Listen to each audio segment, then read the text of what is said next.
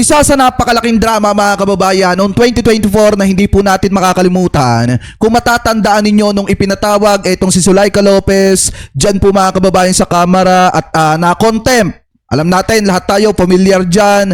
Alam ko, lahat kayo nakita ninyo nung mga panahon na na-contempt itong si Zuleika Lopez na naging dahilan para magwala itong si Sara Duterte mga kababayan at pumunta dyan po sa kamera at magsagawa ng kung ano-anong mga drama na kung saan mga kababayan talagang kahit yung mga security, yung mga otoridad na naandya dyan sa kamera at nagbabantay ay pilit pang ang kinakalaban nitong si Sara Duterte mga kababayan para lamang masamahan ito pong si Zuleika Lopez. At kung matatandaan nyo pa nga nung mga panahon nakainita ng issue ni Zuleika Lopez at netong si Sara Duterte dahil nga hindi maiwan ni Sara Duterte etong si Zuleika Lopez nagawa pa nga ni Sara mga kababayan na magdemand ng kung ano-ano dyan po sa kamera. Especially nagawa din ni Sara Duterte na magdrama na kunyari tinanggalan sila ng ilaw ng ating mga otoridad na nagbabantay dyan sa kamera at kunyari kawawang-kawawa, pero deep inside mga kababayan drama lang po ang lahat ng yon. Dahil kung matatandaan ninyo, kung babasahin po natin ito nakita nating balita galing po sa Philippine News Agency,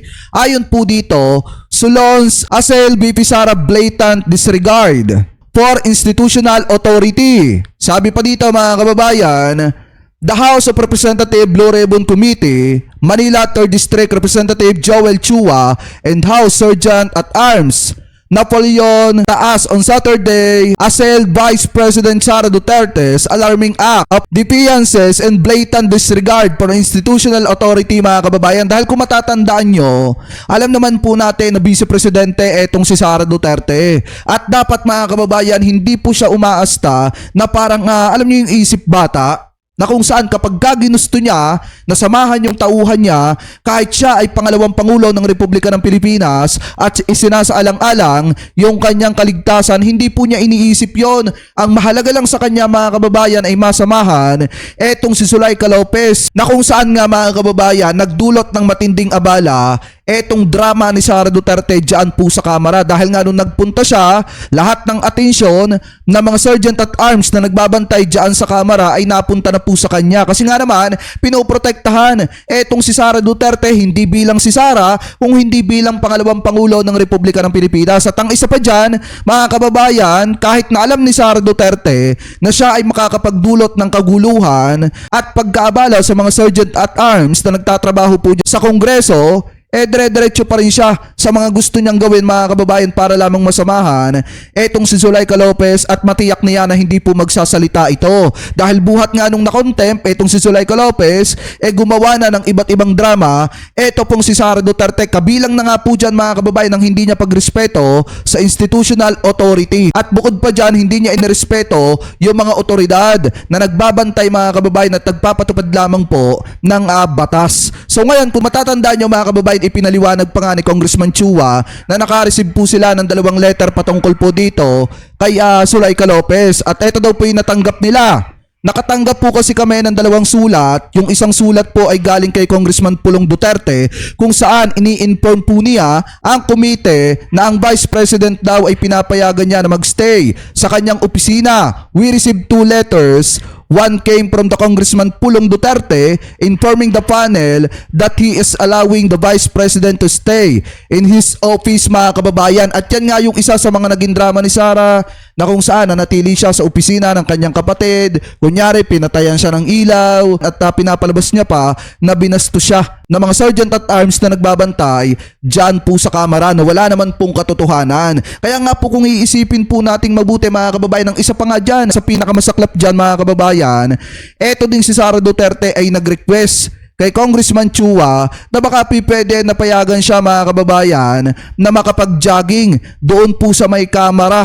Yan po mga kababayan yung isa sa mga luho na inire-request ni Sara Duterte. Ang isa pa dyan mga kababayan, kung matatandaan nyo, noong mga panahon na nagsasagawa sila ng ganyang klase ng drama, dyan din nakapag-live itong si Sara Duterte na naging dahilan para pagbantaan niya ang buhay ng presidente, ng first lady at ng house speaker mga kababayan. At ang isa pa dyan, kung matatandaan nyo, yung pagpunta ni Sara Duterte, pagpapasaway niya dyan sa kamera ay naging dahilan para maalarma ang mga sergeant at arms na nagtatrabaho at nagbabantay dyan po sa kamera. Dahil nga, kung tutusin mga kababayan, pangalawang pangulo ng Republika ng Pilipinas ang naando doon at kailangan na masecure yung kanyang kalagayan na kinakailangan na wala pong masamang mangyari sa kanya dahil nga pangalawang pangulo po siya ng Republika ng Pilipinas. At yan po yung hindi naiisip ni Sara Duterte noong mga panahon na nagpapasaway po siya sa kamera. So kung matatandaan nyo mga kababayan, ito yung isang patunay bukod sa pagpapasaway ni Sara Duterte,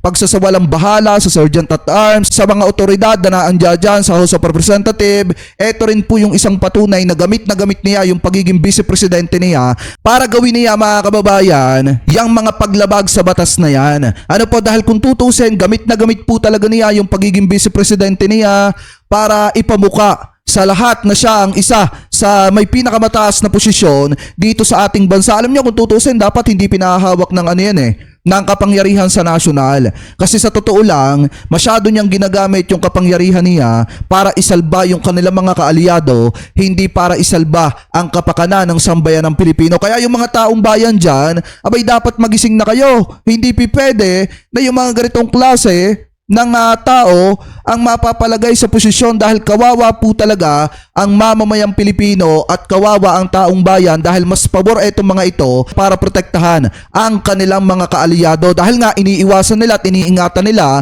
na magsalita itong mga kaalyado nila laban po sa kanila na magiging dahilan para bumagsak sila mga kababayan. So ito yung isa sa mga dahilan mga kababayan kung bakit kinundi na ng ating mga mambabatas etong ginawang aksyon ni Sara Duterte na kung saan nakapagdulot po siya ng matinding abala at alarma dyan po sa Kamara de Representantes noong mga panahon na nakadetain dyan etong si Laika Lopez at dadalhin mga kababayan doon po sa Women's Correctional. Sinusubukan niyang pigilan yung pagdala kay Laika Lopez at sinusubukan niyang kontrolin gamit po yung pagiging vice presidente po niya. Kaya nga kung makikita ninyo mga kababayan, dapat talagang hindi na yan magkaroon ng posisyon sa national dahil pag naging presidente pa yan, kawawang kawawa ang sambayan ng Pilipino, kawawa ang Republika ng Pilipinas. So anyway, mga kababayan, comment below na lamang po kung ano po masasabi nyo hingil po sa mga topic na ito na tinalakay po natin. At bago po tayo pansamantala magpaalam,